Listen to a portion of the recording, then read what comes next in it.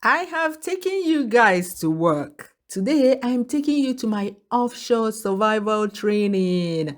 Whatever your job title in the offshore industry, from the captain to the engineers to the cooks and cleaners, there are several approved training centers for this kind of training scattered all over the world. I went to the training center in Las Palmas, Spain, because one, I live in Spain, and two, because it's warm in Las Palmas. We are in the same country, but due to the geographical location of Las Palmas, it has the same weather as West African countries. It's still cold in continental Europe, so a warm place will be nice. I had to choose between Amsterdam and Las Palmas. You can see that it was an easy choice.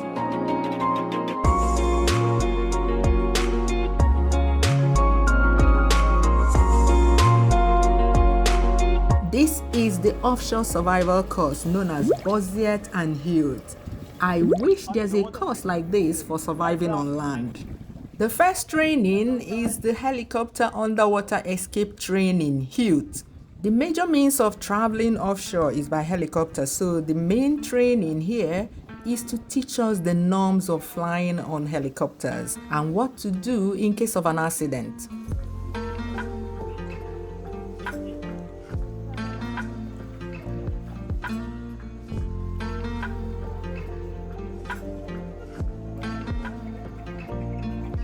This first exercise is for when a helicopter lands on water in a controlled manner.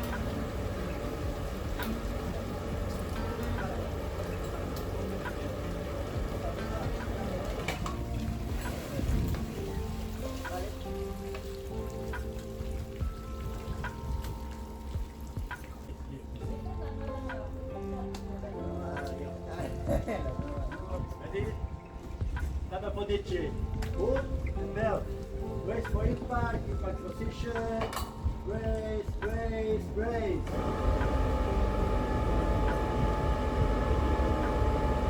Okay, belt go down. Hands to the window, hands to the bottom.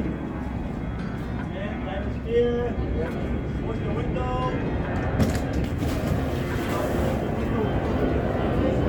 Helicopters have floats, so yes, they can float on water when they land in a controlled manner. If that happens, we simply deploy the life raft that the helicopter is equipped with, gently move into it, then wait for rescue by another helicopter or vessel.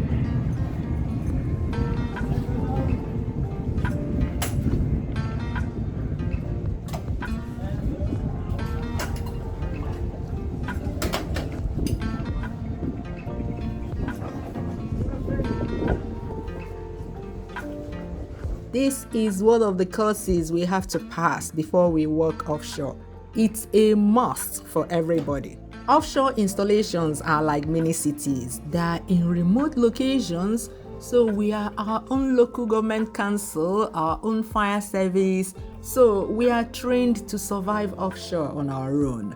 Major emphasis is on prevention because, it's better than cure. We receive intensive training on how to save ourselves and our colleagues before help comes from land.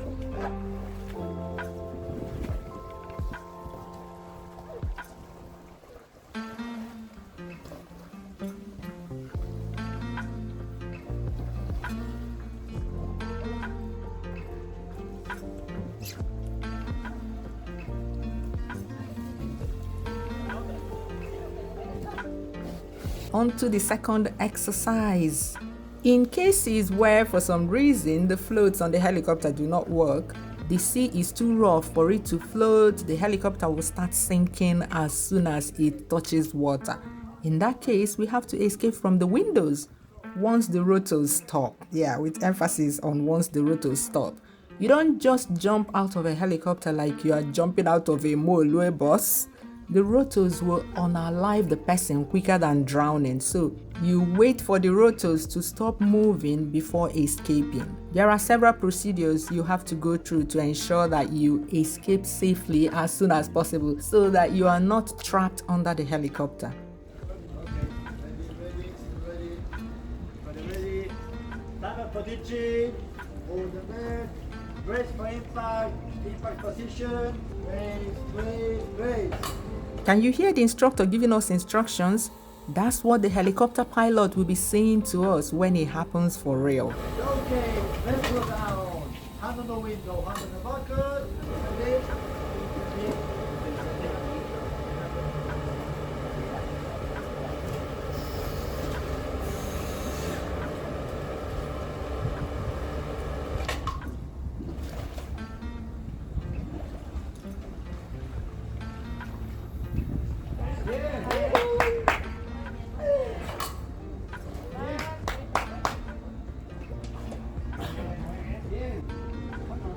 The next exercise is yet another scenario. The helicopter may land, start sinking, and it doesn't stop there. It goes on to roll over. A helicopter is top heavy. The engine, the transmission, and the blades are all on top of the aircraft, so it's actually more common for a helicopter to roll over than it is for it to sink straight down. In the first instance of sinking, the helicopter is still upright, so you know where you are orientation-wise, and you know which direction to escape through. In this case, it's capsized. You're strapped in your seat upside down. Our brains work differently when we are upside down, so disorientation, confusion, panic will set in. So it's very important that you are in the right mental state when this is happening. Yeah, it's difficult, but yeah.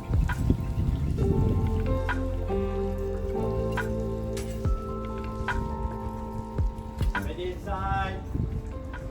Time up for ditching. Pull the belt. Pull the belt. Brace for impact. Impact position. Brace.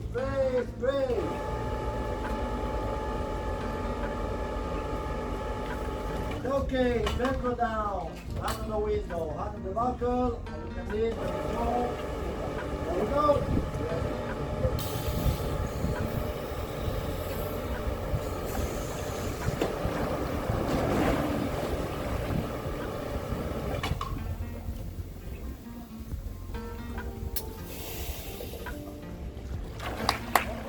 Okay.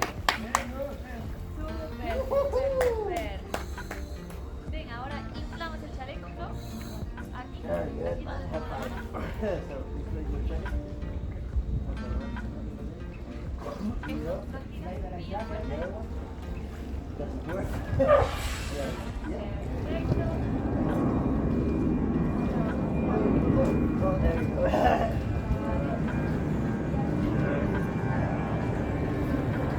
The aim of all these exercises is to make sure that you know what to do in every situation, and you must successfully complete each of these exercises, else you won't get the certificate, hence no offshore work for you.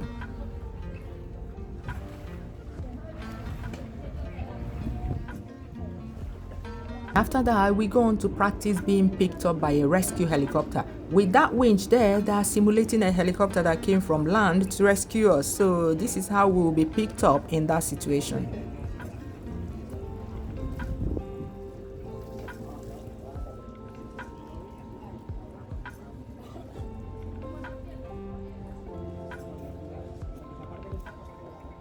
Vale, hecho.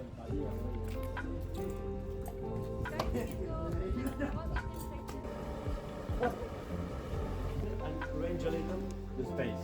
Yeah. In case somebody comes after you, you don't fall, okay? Okay. And on. You have to. I have Switch to off keep and my range. yeah. So here we go to the master point. Yeah. So when we go to the master point, we don't have to run and we have to have the both hands. There are other trainings. For instance, this one is how to escape via a lifeboat. This is for when we are on a vessel and there's an emergency that warrants us abandoning the ship. For instance, there's a fire on the installation. We have fought the fire, fought it, no way. It's now so out of control that it is dangerous to continue to fight the fire. The next thing to do is to abandon the installation.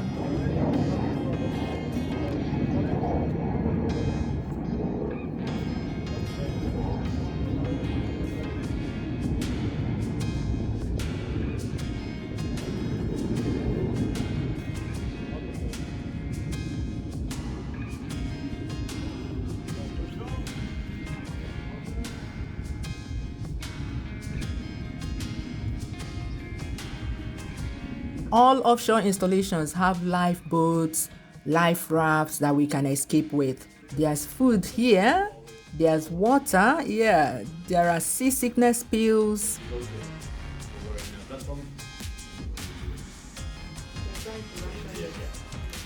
So, if you don't have water, this is for water.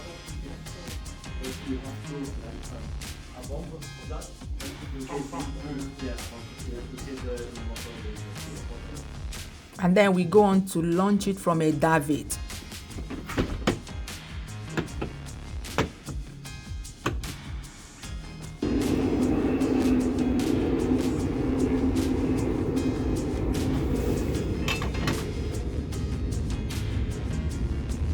There are other ways to launch this depending on the type of lifeboat. There are some that slide down.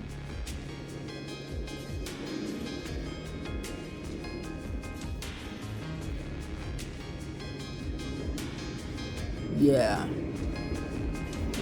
And then in the worst case scenario, let's say the area where the lifeboats are is on fire and there's no way to reach the lifeboat safely. The fire is getting closer or the installation is sinking fast. You have no other option than to jump from the platform into the seas to go and meet the sharks. So this is us stepping off from the platform into the sea with our life jackets. This thick Solas foam life jacket. This is a no-fail life jacket. No need to inflate it. It won't deflate, so it will keep you afloat for a long time. Look up, look down, and let's go! Perfect! Tell you what, this step down is nothing compared to the height of offshore installations. You've seen this in my previous videos, so you need to make sure the impact does not knock you out. Trust me, you don't need to be a swimmer to do all these water exercises. I'm not a strong swimmer myself. In fact, when I started this job, I could not swim at all. Yet, I passed this course. The only thing you need to do is to keep calm, follow instructions, trust the process, trust the equipment to keep you afloat. Do not be afraid of water. You must be comfortable in water. With that thick foam life jacket, you are safe, at least from drowning, not from the sharks.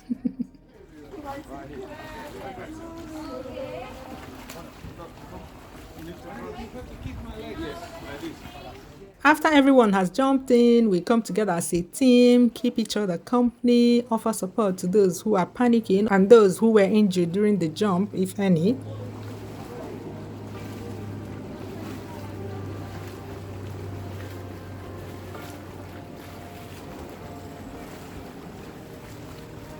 If it were possible to launch a life raft from another side of the installation, we go into that life raft and wait for rescue.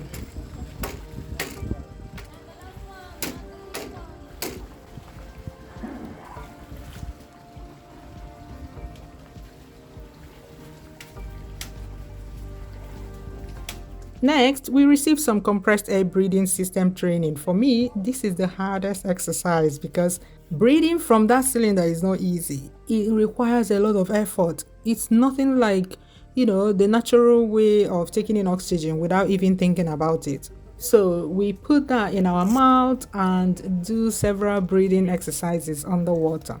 This particular one here, this one, is the most difficult.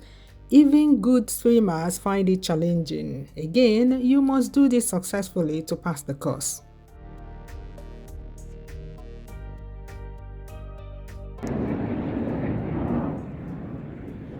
We're going to write an exam now.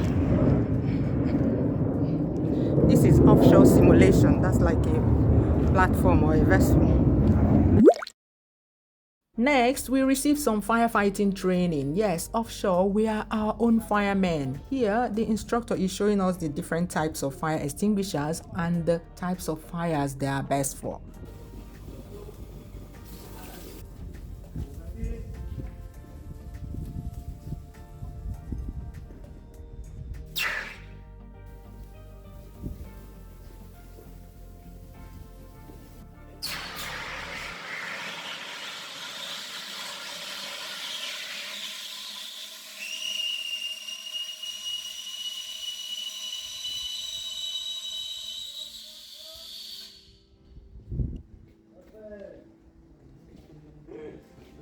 And here we are learning how to safely escape from smoke-filled dark places.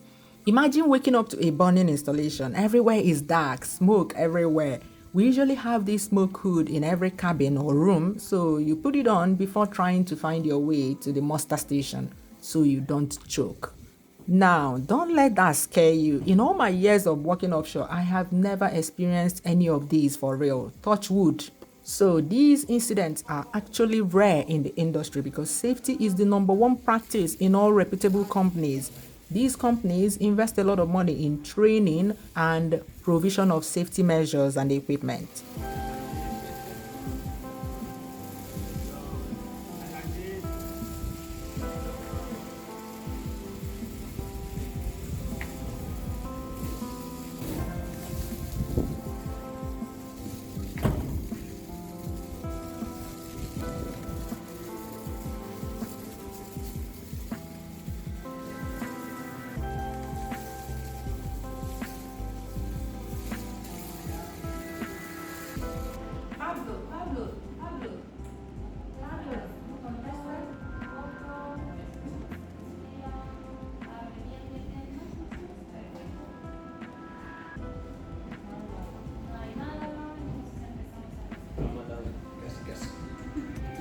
Le han salido las costillas por aquí.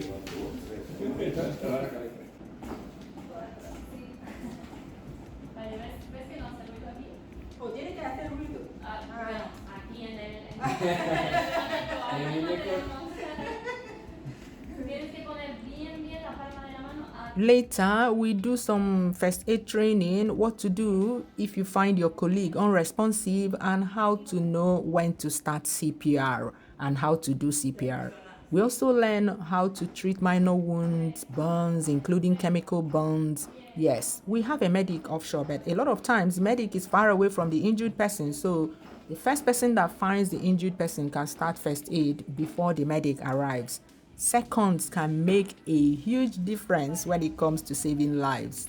It's just a one-day course, so I did that, one overnight stay in Las Palmas, ate good food, walked around at the beach.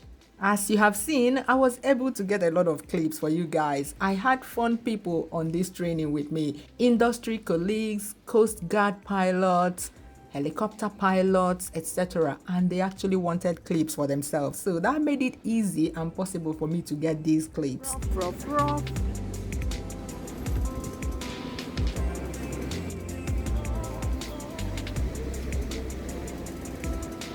After the course, I went straight to the airport and back home. Course complete till the next 4 years. Yes, this course is renewable every 4 years. Do you still want to work offshore? Do you? Bye bye. See you soon.